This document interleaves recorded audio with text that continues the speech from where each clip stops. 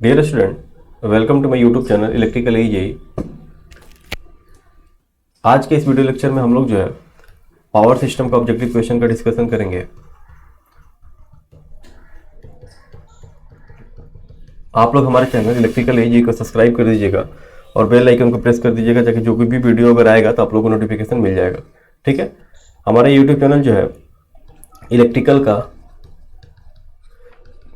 कोई भी एग्जाम जैसे SSC जेई हुआ, राजस्थान JEN का हुआ, AEN का हुआ, या फिर आपको UPPCL है, जेई, UPPSC है, UPPSC है, AE वाला, जहाँ पे भी पावर सिस्टम का सिलेबस होगा उस एग्जाम में आपको ये वीडियो बहुत ही फायदेमंद होने वाला है। वीडियो को अंतिम तक जरूर देखिएगा, आप लोगों को कुछ ना कुछ एक्स्ट्रा पॉइंट सीखने के लिए जरूर मिलेगा।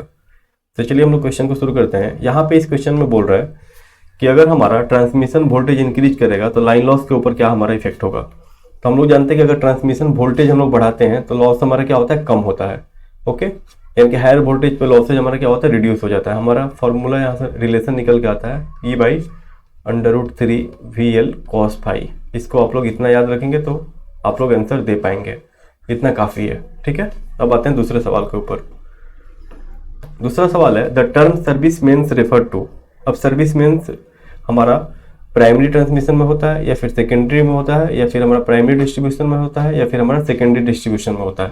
तो सबसे पहले जो है सर्विस मेन्स हमारा जो है वो डिस्ट्रीब्यूटर और ट्रांसफार्मर को जो कंडक्टर कनेक्ट करता है या जो भी लाइन कनेक्ट करता है उसको हम लोग क्या बोलते हैं, सर्विस मेन बोलते हैं। ठीक है, और ट्रांसफार्मर और लोड, जैसे घर के बाहर हमारे जो ट्रांसफार्मर रहता है और वहां से ट्रांसफार्मर और घर में जो हमारा कनेक्शन आता है उसको हम लोग क्या बोलते हैं, सबमेन्स बोलते हैं। ठीक है, और डिस्ट्रीब्यूटर और ट्रांसफार्मर पे जो वायर आता है उसको हम लोग क्या बोलते हैं, सर्विस मैन बोलते हैं। यानी कि वो हमारा सेकेंडरी डिस्ट्रीब्यूशन का पार्ट है। सेकेंडरी डिस्ट्रीब्यूशन में हमारा क्या होता है, सर्विस मैन होता है। जैसे मैं दिखा दे रहा हूँ, अगर ये हमारा डिस्ट्रीब्यूटर हो गया, हमारा पावर डिस्ट्रीब्यूटर हो गया, ठीक है, डिस्ट्रीब्यूटर लाइन हो गया। मान लेते हैं हमारे घर गाँव से या घर से बाहर ट्रांसफार्मर लगा रहता है ना। ओके, ये ट्रांसफार्मर है, ये एक लाइन कनेक्टेड है, यहाँ पे ट्रांसफार्मर से हमारा लोड की तरफ जा रहा है। तो देखिए हमारा ये लाइन क्या हो जाएगा, सर्विस मेन्स, और ये लाइन हमारा क्या हो जाएगा, सब मेन्स। समझ में आ गया, ये हमारा सेकेंडरी डिस्ट्रीब्यूशन का पार्ट है। अब आते हैं क्वेश्चन नंबर 3 के ऊपर। इसमें क्या बोल रहा है कि by extra high voltage we voltage up to mean EWH में हमारा कहाँ तक वोल्टेज का रेंज होगा, 66 के भी होगा या 100 के भी होगा या फिर 33 के भी होगा या अबव 200 के भी होगा। यहाँ पे ऑप्शन बताइए आप लोग। सबसे पहले मैं एक टेबल बता दे रहा हूँ। यहाँ पे अगर हम लोग हाई वोल्टेज की बात करें, voltage transmission line on the basis of voltage rating, तो हाई वोल्टेज में हमारा हो जाता है 11 kV और 33 kV। ओके, अब आते हैं हमारा दूसरा इसमें एक्स्ट्रा हाई वोल्टेज, जिसके बारे में पूछ रहा है। एक्स्ट्रा हाई वोल्टेज का वोल्टेज रेंज होता है वो हमारा 66 kV, उसके बाद से होगा 132 kV, फिर हमारा क्या होता है 132 के बाद 200 kV। तो यहाँ से ऑप्शन देख के तो ऑप्शन 4 हमारा करेक्ट हो ही गया, लेकिन हम लोग और लिख लेते हैं पूरा इसका रेटिंग्स के बारे में। फिर हमारा एक होता है modern EHV, modern extra high voltage, इसका रेंज जो होगा हमारा 400 kV होगा। लास्ट हमारा होता है अल्ट्रा हाई वोल्टेज, ये हमारा होता है 765 kV एंड एबव। समझ में आ गया, तो हमारा ऑप्शन कौन सा हो जाएगा, ऑप्शन 4 हो जाएगा। ठीक है, इसको आप लोग टेबल को नोट कर लीजिएगा। अब आते हैं क्वेश्चन नंबर 4 में। The high voltage DC transmission is better than high voltage AC transmission. High voltage DC transmission क्यों बेटर होता है? ऑप्शन हमारा है absence of inductance and capacitance, second option है absence of skin effect, third option है better voltage regulation, fourth option है all of the above. तो हमारा ऑप्शन 4 जो है वो करेक्ट हो जाएगा। ये चीज़ समझ में आ रहा है आप लोगों को। अब आते हैं 5वें नंबर क्वेश्चन के ऊपर। इसमें बोल रहा था dielectric strength of air under normal condition. ठीक है, नॉर्मल कंडीशन हमारा डाइलेक्ट्रिक स्ट्रेंथ का क्या होगा? ऑप्शन पहला 30 kV पर सेंटीमीटर, 100 kV पर सेंटीमीटर, 150 kV पर सेंटीमीटर, 200 kV पर सेंटीमीटर। तो देखिए जो डाइलेक्ट्रिक स्ट्रेंथ होता है नॉर्मल हमारा मैक्सिमम वैल्यू होता है 30 kV पर सेंटीमीटर। ठीक है, ये हमारा मैक्सिमम वैल्यू है। और RMS में पूछे तो 21.1 kV पर सेंटीमीटर होता है। ठीक है, एयर के केस में। यहाँ पे कोई दिक्कत नहीं है, ये चीज़ आप लोग समझ पा रहे होंगे। ठीक है, अब आते हैं नेक्स्ट क्वेश्चन के ऊपर। इसमें बोल रहा है कि sag is provided in overhead line so that, पहला ऑप्शन क्या है, safe tension is not exceeded. Second क्या है, repair can be made, conductor material is saved, none of the above. सबसे पहले हम लोग क्या करते हैं ना कि फॉर्मूला लिख के हम लोग को रिलेट कर लेना चाहिए। ऑब्जेक्टिव क्वेश्चन का सॉल्व करने का सबसे बेहतर तरीका यही होता है कि फॉर्मूला को याद रखिए, वहां से बहुत सारा चीज़ आप लोग कंक्लूड कर पाएंगे। देखिए हमारा अगर ये वायर स्ट्रेट जाएगा तो ठीक है, लेकिन अगर वहीं मान लीजिए कि कुछ इस तरह से अगर है तो यह डिस्टेंस हमारा क्या हो जाता है, ये हमारा सैग बोला जाता है। सैग का फॉर्मूला होता है rho L square by 80। Okay, rho L square by 80। और एल क्या है यहाँ पे, एल हमारा जो है डिस्टेंस बिटवीन टावर, और टी हमारा जो है टेंसाइल स्ट्रेंथ है, रो हमारा जो है मास डेंसिटी है। ओके, रो का यूनिट है केजी पर मीटर क्यूब। यहां तक कोई दिक्कत नहीं था। देखिए अगर हमारा टेंसाइल स्ट्रेंथ बढ़ेगा तो सैग क्या होगा, डिक्रीज करेगा। ठीक है, तो हम लोग क्या करते हैं कि हमारा ऑप्शन जो है safe tension is not exceeded, इसीलिए हम लोग क्या करते हैं, सैग हमारा अगर ज्यादा हम लोग टेंसाइल स्ट्रेंथ हम लोग जो है ना एकदम कम रखें, तो ज्यादा रखें तो सैग क्या होगा, हमारा कम होगा, तो हमारा ब्रेक होने का चांस भी क्या होगा, बढ़ जाएगा। इसीलिए हम लोग क्या करते हैं, सैग देते हैं। अब लोग आते हैं क्वेश्चन नंबर 7 के ऊपर। इसमें बोल रहा है in a string of suspension insulators if shunt capacitance decreases then string efficiency. Option हमारा है decreases, increases, remains the same, none of the above.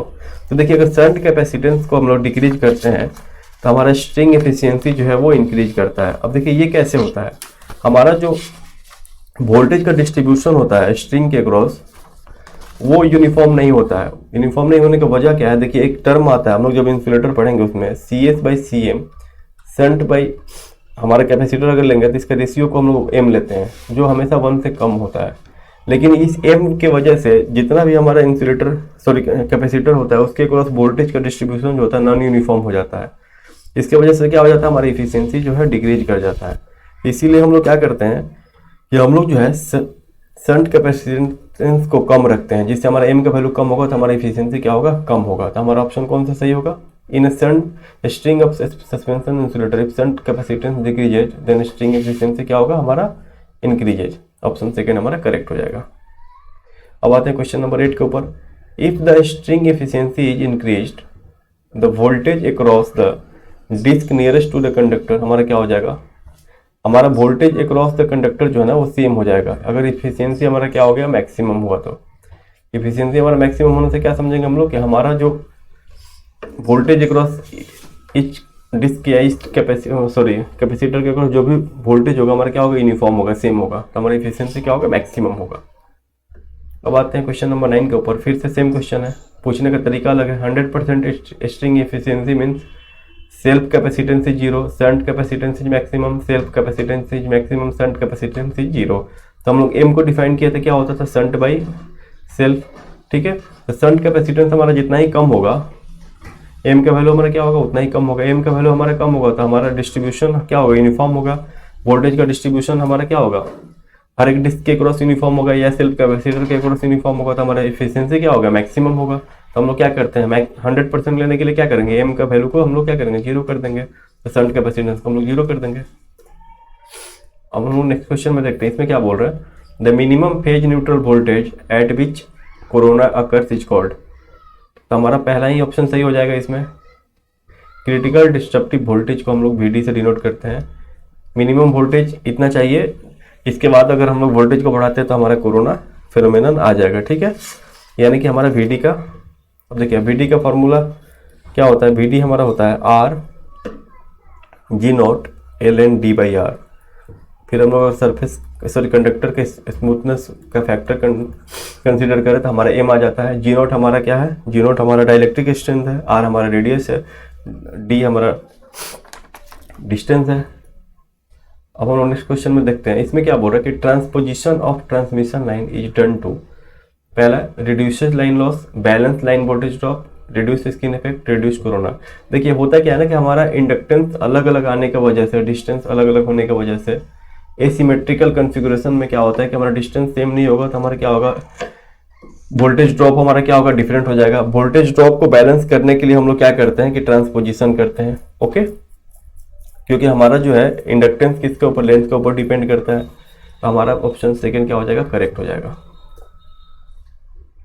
इसका जो है आप लोग आंसर हमको जो है कमेंट करके बताएंगे अच्छे से, एक एक पॉइंट, ठीक है। यानी कि सिर्फ ऑप्शन नहीं बोला ना कि ऑप्शन 4 होगा, लिखना है जितना इसमें पॉइंट्स आप लोग को पता होगा।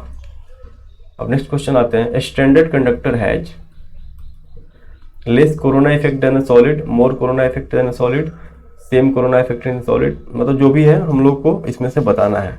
अब देखिए सबसे पहले जो है, अगर सॉलिड और स्टैंडर्ड में देखें तो हमारा रेजिस्टेंस जो होता है ना स्टैंडर्ड कंडक्टर का कम होता है किसके कंपेयर में, सॉलिड के कंपेयर में। अब देखिए कोरोना लॉस का फॉर्मूला हमारा होता है, कोरोना लॉस का हमारा फॉर्मूला होता है 240 बाई डेल, मैं लिख दे रहा हूँ, PC is equal to 240 by delta F plus 25 under root R by d V minus b d का होल स्क्वायर इंटू 10 का पावर माइनस 5।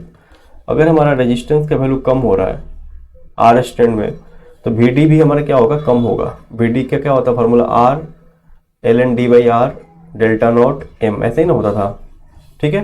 यानी कि हमारा क्या होगा, वी डी कम होगा। अगर वी डी कम होगा तो V माइनस बी डी का होल स्क्वायर क्या हो जाएगा, बढ़ जाएगा। अगर ये इंक्रीज करेगा तो हमारा PC क्या होगा, इंक्रीज करेगा। तो हमारा क्या होगा, more corona effect than solid conductor, option second correct होगा। समझ में आ रहा है। तो इस वीडियो को हमारा यहीं पे खत्म करते हैं। नेक्स्ट वीडियो में आप लोग के लिए जो है और भी बहुत सारा कंटेंट आएगा। कैसा आप लोग को वीडियो लगा आप लोग कमेंट करके जरूर बताएंगे। और आगे अगर वीडियो, अगर आप लोग का जैसा फीडबैक रहेगा तो आगे भी वीडियो कंटिन्यू रहेगा, ठीक है। Thank you.